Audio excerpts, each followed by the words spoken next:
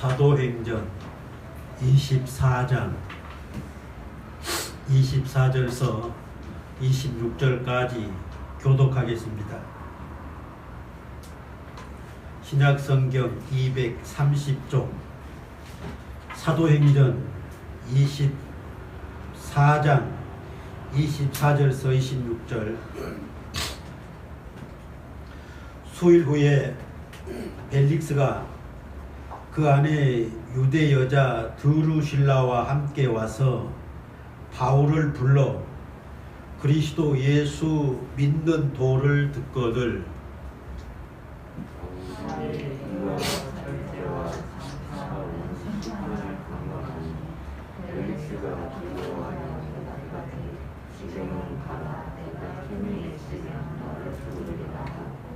같이 있습니다. 동시에 또 바울에게서 돈을 받을까 바라는 거로 더 자주 불러 같이 이야기하더라. 아멘. 교독한 말씀에 의해서 바울의 장차 오는 심판이라는 제목으로 말씀을 드리겠습니다. 지난주에는 바울이 하나님의 나라에 대해서 강조를 했어요. 본문 말씀에서는 장차 오는 심판을 강론했습니다. 성경에 심판에 대한 말씀의 비중이 매우 커요.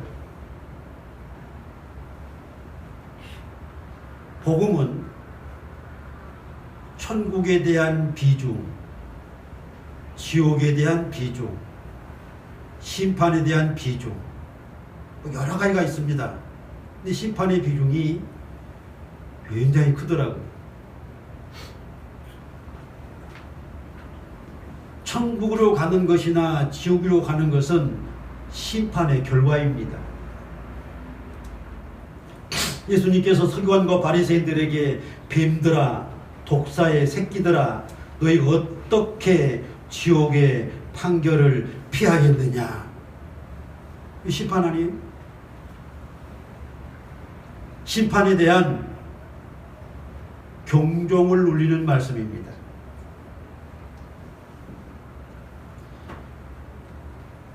바울은 벨릭스 총독과 그 부인에게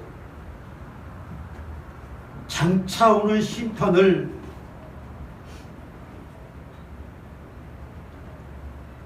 강론했어요. 벨릭스가 두려워하죠. 예수님께서 심판에 대한 말씀을 보면 불법을 행하는 자들을 거두어내어 풀무불에 던져 넣으리니 거기서 울며 이를 갈게 되리라. 또 심판입니다. 심판. 불법을 행하는 자들을 거두어내어서 지옥 불못에 던져 넣어라.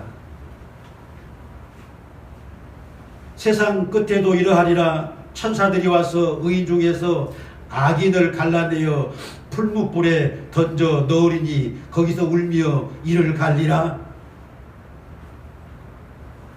심판에 의한 지옥입니다.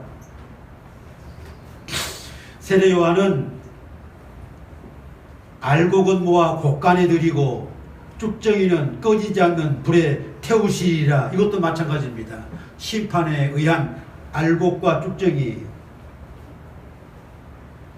예수님의 재림하실 때에는 양과 염소를 구분하듯 양은 오른편에 염소는 왼편에 두시고 오른편에 있는 자들에게 내 아버지께 복받을 자들이여 나와 창세로부터 예비된 나라를 상속받으라.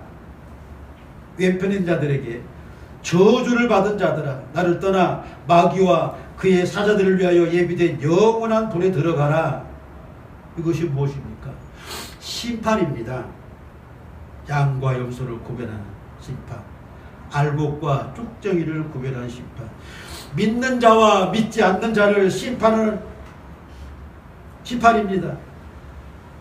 의로운 자들은 하나님 나라를 상속받는 것이고 불의한 죄인들은 지옥에 던져 넣는 거예요. 바울은 사도행전 23장 1절에 보면 공의를 주목하여 여러분 형제들아 오늘까지 나는 범사에 양심을 따라 하나님을 섬겼노라. 바울은 양심을 따라 하나님을 섬겼다 이렇게 말하는데 대제사장 아나니아가 그 입을 쳐라 공의 앞에서 한 말이에요. 얻어맞고 바울이 한 말이 회칠한 담이여 하나님이 너를 치시리로다. 네가 나를 율법대로 심판한다고 앉아서 율법을 어기고 나를 치느냐? 그런 말을 해요. 바울은 사도행전 23장 6절 보면 내가 부활로 말미암아 신문을 받는다. 부활을 전하는 것으로 그리스도의 부활을 전하는 것으로 붙잡혀서 신문을 받아요. 사도행전 23장 22절 보면은 바울을 죽이기로 아주 맹세한 40명이 있었습니다. 바울을 암살하려고 조직된 40명의 암살자들이에요. 그들이 바울이 옮겨지는 길목에서 그를 죽여 없애려고 숨어 있을 때에 바울의 생질이 그것을 천부장에게 백부장에게 알려요.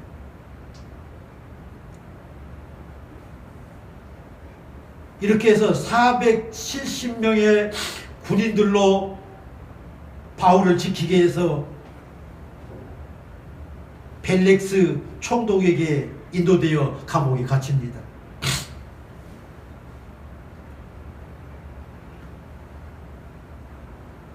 바울은 초대 선교사입니다.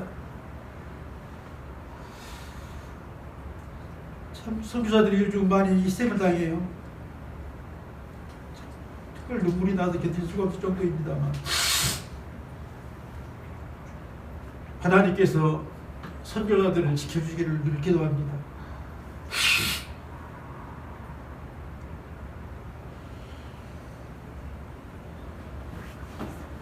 옥에 갇힌 바울을 벨릭스 총독이 불러서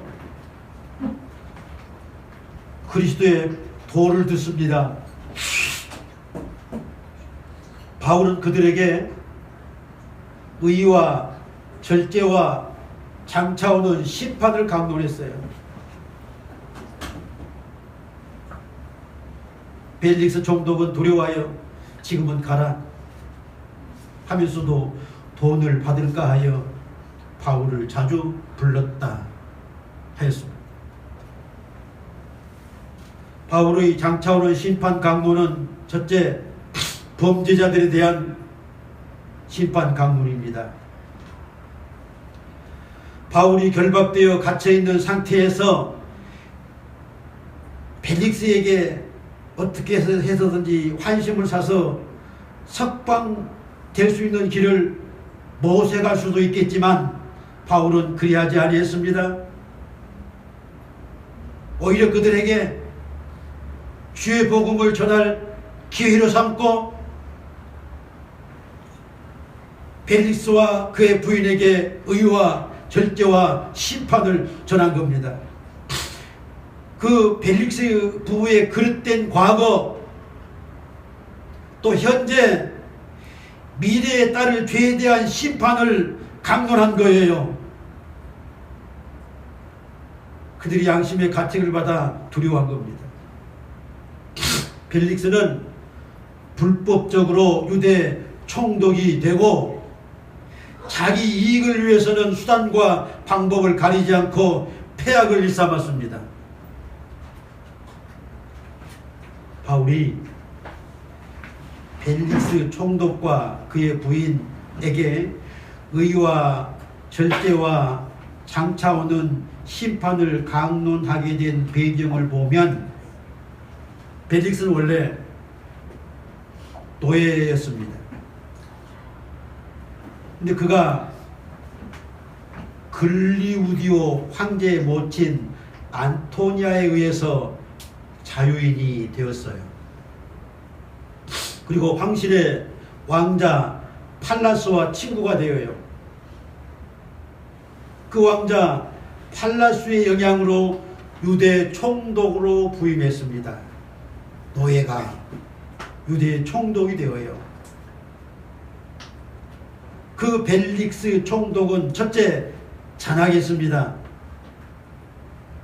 처음에는 사마리아의 하급 관직에 있다가 유대 총독으로 승진을 했어요. 역대 총독들 중에 가장 잔인했습니다.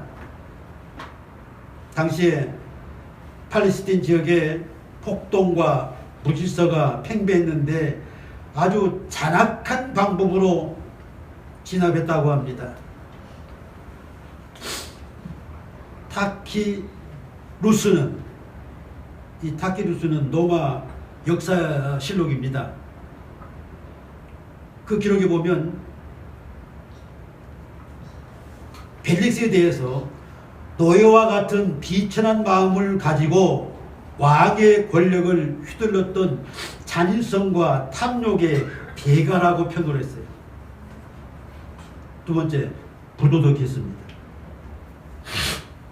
벨릭스는 3명의 부인을 거느렸습니다. 첫째 부인은 클레오파트라의 손녀였고, 두 번째 부인은 알려진 바 없고, 세 번째 부인 유대왕 헤롯 아그리파 1세의 막내딸 두루실라입니다. 근데 이 두루실라와의 결혼은 불법적인 겁니다. 두루실라의 남편은 에메사 왕이에요. 왕의 부인이죠. 왕의 부인이에요. 두루실라가. 벨릭스 총독의 유혹에 빠져 에메사 왕과 이혼을 하고 벨릭스 총독과 재혼을 했습니다. 부도덕한 여인 아닙니까? 벨릭스도 부도덕한 자요. 두루실라도 남편과 이혼하고 이혼하고 재혼을 하는 부도덕한 자입니다.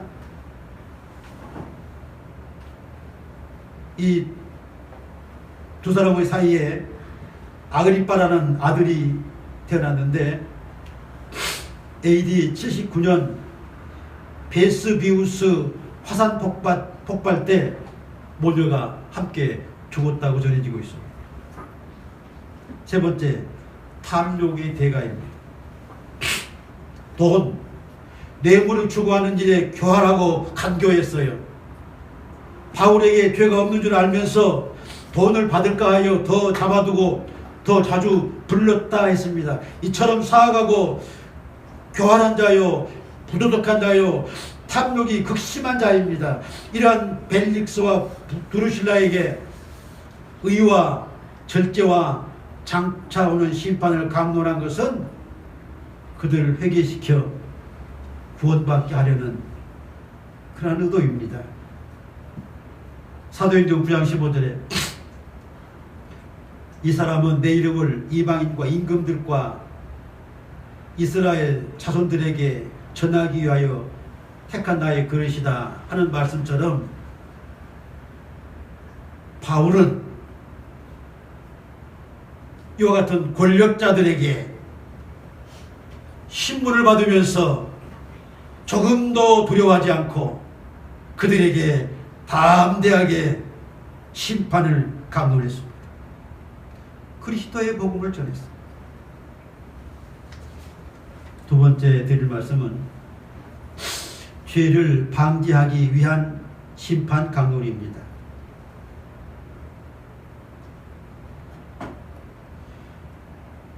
죄를 사전에 방지하기 위해서 이와 같은 심판을 강론한 겁니다. 모세의 율법은 죄가 무엇인가 하는 것을 가르쳤습니다. 그리고 그 율법에 기록된 죄를 범하지 말라. 이게 율법 아닙니까? 율법에 규정한 계명을 범하지 않도록 율법을 주신 거예요. 바울의 심판 강론도 벨릭스 총독이나 드루실라와 같은 부도덕하고 추악한 자들에게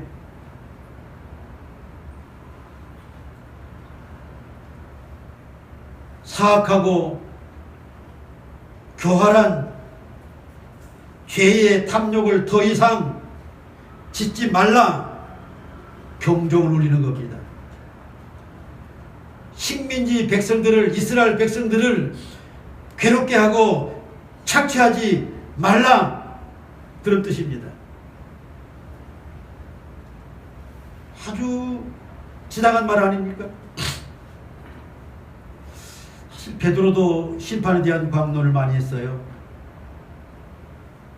베드로후서 2장 4절에 보면은 하나님이 범죄한 천사들을 용서하지 아니하시고 지옥에 던져 어두운 구덩이에 두어 심판 때까지 지키게 하셨으며 했는데, 천사라도 죄를 범하면 용서치 아니하시고 지옥불에 던져 넣는다는 거예요. 천사라도, 하나님이 부르시는 영이라 할지라도 범죄하면 그를 심판하여 지옥불에 던져 넣는 겁니다. 하나님의 종이라도, 예수 믿는 사람이라도 범죄하면 하나님이 심판하여 지옥불에 던져 넣는 겁니다. 베드로후서 2장 5절에는 옛 세상을 용서하지 아니하시고 오직 의를 전파하는 노아와 그 7 식구를 보존하시고 경건하지 아니하는 자들의 세상에 홍수를 내리셨다.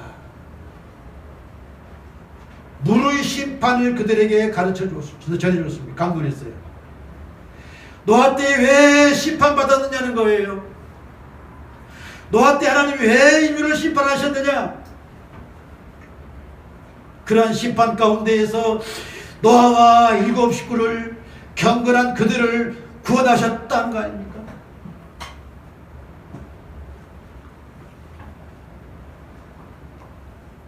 또 베드로후서 2장 6절에 소돔과 고모라 성을 멸하기로 정하여 죄가 되게 하사 후세에 경건하지 아니한 자들에게 본을 삼으셨다 했습니다. 후세에 바울의 심판 강론은 벨릭스와 드루실라에게 앞으로 이러한 죄를 범하지 말라는 겁니다. 후세의 모든 사람들에게 마찬가지입니다.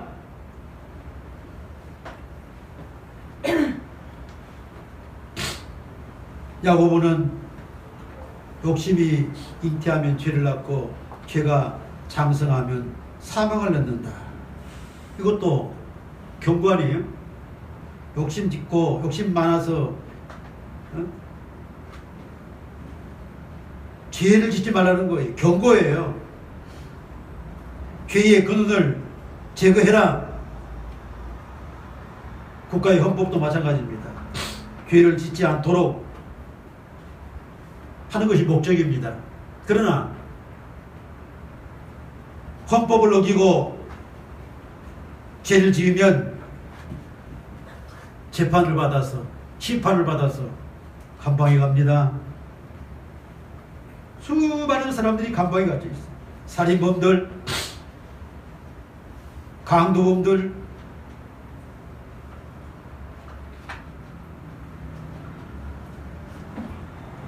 강간범들, 유괴범들, 절도범들, 뇌물, 수수범들, 정치인들이 뇌물 수수가 많은 것 같아요. 무단한 보안 사범도 무용지물이 되었습니다. 국가에 헌법이 없다면 사회는 무질서하고 국가 자체가 존립할 수 없을 겁니다.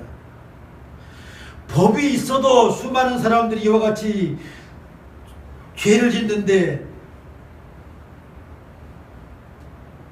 법이 없으면 무법천지가 되어 사회 구성이나 질서가 유지될 수 없는 겁니다. 바울의 심판 강도는 무엇보다도 하나님의 심판을 받을 죄를 범하지 않게 하기 위함입니다. 모든 사람들이 하나님의 법을 지켜서 구원받아 천국에 들어가게 하려는 심판 강론입니다. 세 번째 드릴 말씀은 의를 행하게 하려는 심판 강론입니다.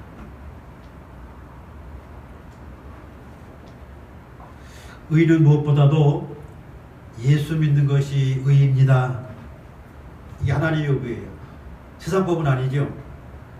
예수 믿는 것이 의예요. 예수를 믿지 않는 자는 벌써 심판을 받았는지라 요한복음 3장 16절에 하나님의 심판은 믿지 않는 자, 우상 숭배자. 나는 추석이나 설과 같은 명절에 크게 의미를 두지 않습니다. 원래 유교적인 사상에서 조상들이 제사하는 것이 이런 명절이거든요. 근데 별 의미를 두지 않아요. 주일이 내게는 더 중요합니다. 예수 믿는 것이 의입니다. 그리스도 안에 있는 자들에게는 결코 정죄함이 없나니 이는 그리스도 예수 안에 있는 생명의 법이 죄와 사망의 법에서 너를 해방하였습니다. 그들을 의롭다 하시고 의롭다 한 그들을 또한 영화롭게 하셨느니라. 예수 믿는 게 구원이요, 예수 믿는 게 의요, 예수 믿는 게 천국입니다.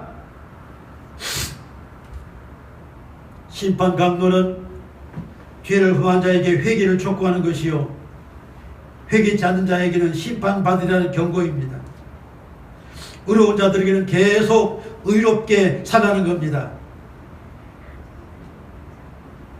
아무리 악한 자라도 예수 믿고 회개하면 구원을 주시는 하나님이십니다. 아무도 멸망하지 않고 다 회개하여 구원의 일시를 원하시는 예수님이시여 하나님이십니다.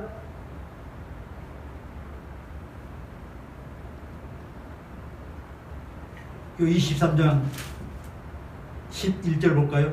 앞장이죠. 그날 밤에 주께서 바울 곁에 서서 이르시되 담대하라. 네가 예루살렘에서 나의 일을 증언한 것 같이 로마에서도 증언하여야 하리라. 우리 예수님은 옥에 갇혀있는 바울에게 나타나셔서 용기를 줍니다. 용기를 줘요. 두려워하지 마라. 매를 맞아도 옥에 갇혀도 두려워하지 말라. 내가 너와 함께합니다. 바울이 고난받고 옥에 갇혀서 정말 죽을 일을 많이 당해도 우리 주님이 이렇게 위로하시고 함께하시니 그는 기뻐하며 즐거워하며 담대하게 두려움 없이 어떤 권력자 앞에서라도 복음을 전한 겁니다. 즐거운 일 아닙니까?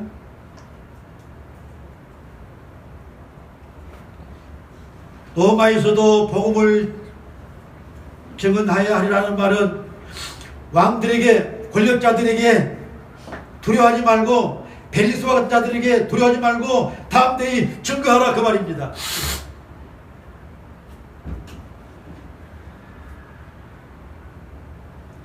우리 하나님의 사랑입니다. 벨릭스와 같은 부도덕한 사악한 자도 구원하시려는 우리 하나님의 사랑입니다.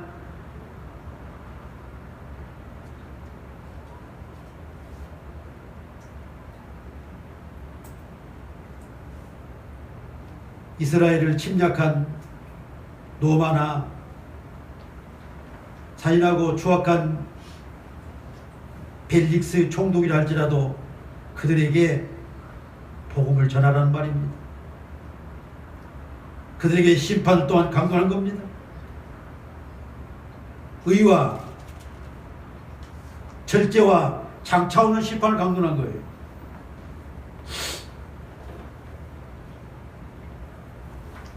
하나님은 니느웨 성에 죄악이 가득할 때에 요나야 니느웨 가서 복음을 전하라.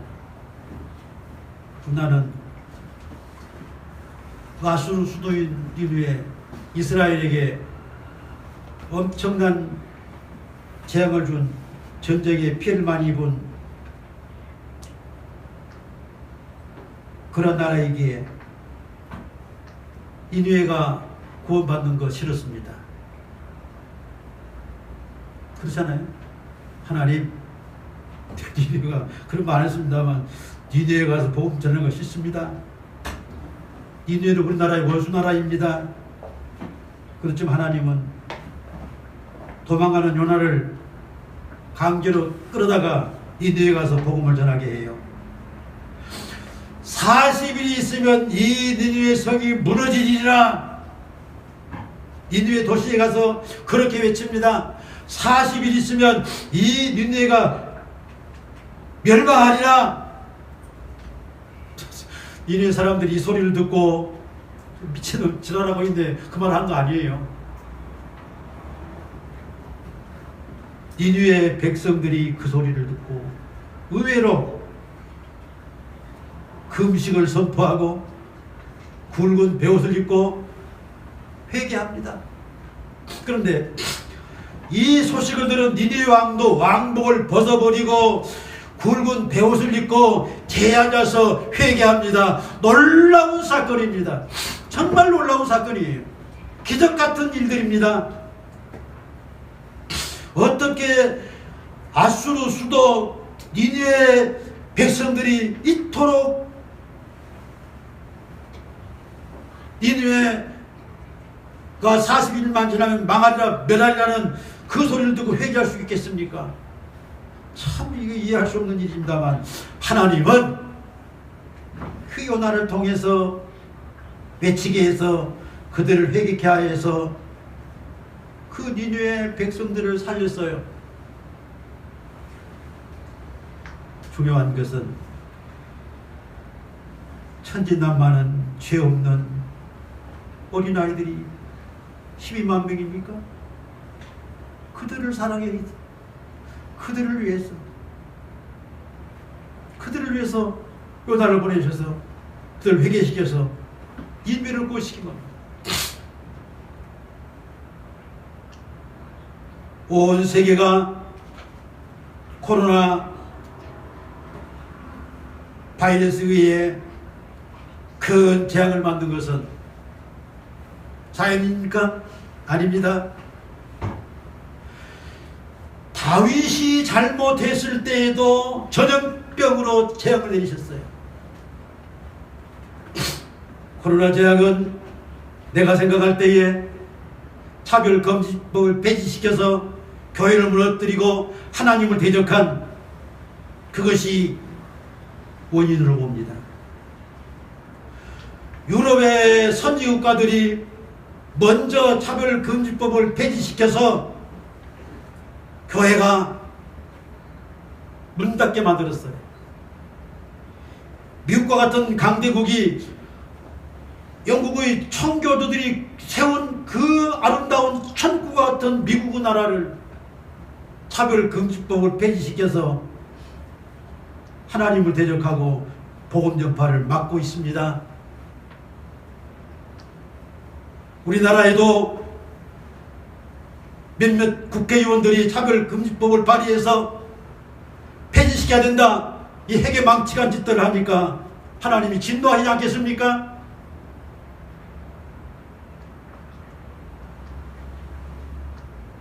정말 세상이 이토록 타락하고 죄악으로 간역되고 있습니다.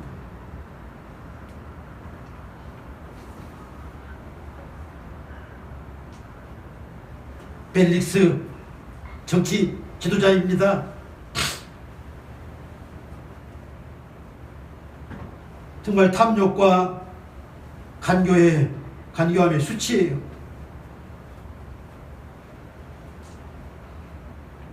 심판 강도는 모든 사람들이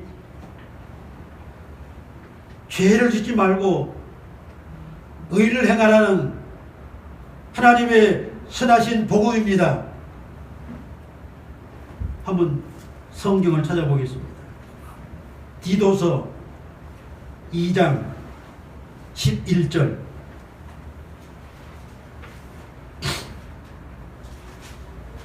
모든 사람에게 구원을 주시는 하나님의 은혜가 나타나 우리를 양육하시되 경건하지 않은 것과, 보세요, 모든 사람에게 구원을 주시는 하나님의 은혜가 나타났다.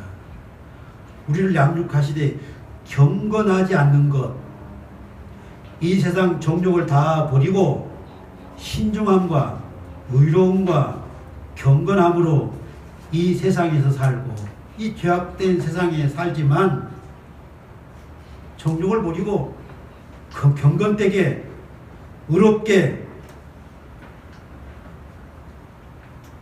범죄하지 말고 살라는 말 아닙니까? 복스러운 소망과 우리의 크신 하나님 구주 예수 그리스도의 영광이 나타나심을 기다리게 하셨다. 이거예요. 한번 14절. 그가 우리를 대신하여 자신을 주심은 모든 불법에서 우리를 속량하시고 우리를 깨끗하게 하사 선한 일을 열심히 하는 자기 백성이 되게 하려 하심이라. 선한 일을 열심히 하는 자기 백성 되게 하시는 거 아니에요. 심판 강론이 그겁니다. 선한 일을 열심히 하는 것, 경건되게 살게 하는 것, 의롭게 살게 하는 것, 신중하게 살게 하는 겁니다.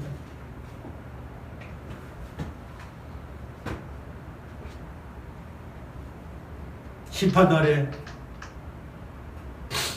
심판을 받아서 멸망을 받는 것처럼 괴로운 일이 없어요. 심판 뒤에는 회개할 기회가 없습니다. 지옥에 빠지면 나올 수가 없어요. 예수님 믿지 않고 지옥에 간 사람들 얼마나 고통스럽겠어요. 그렇기 때문에 이리를 가는 거예요. 울며 이리를 갈리라. 정말 예수님 바르게 믿고 바르게 섬기고 구원받아 하나님의 나라에 들어가는 자들이 되어야 하지 않겠습니까? 기도하겠습니다. 하나님 아버지, 이 세상은 점점 더 타락되고 죄악으로 관영되고 있습니다. 소돔과 고모라 성이 타락하여 유황불의 심판을 받았습니다. 노아 시대에 세상에 죄악이 관영하여 물 심판을 받았습니다. 이 마지막 시대에는 불 심판을 예비하고 계신 하나님, 이 불의 심판에 멸망을 받아 지옥불에 던져서 슬피 울며 이를 가는 자들이 없도록 주여 저들에게 구원을 주옵소서, 유충을 주옵소서, 회개케 하여 의를 행하게 하시고 구원을 받게 하옵소서. 우리 주님 예수님의 이름으로 기도하옵나이다. 아멘.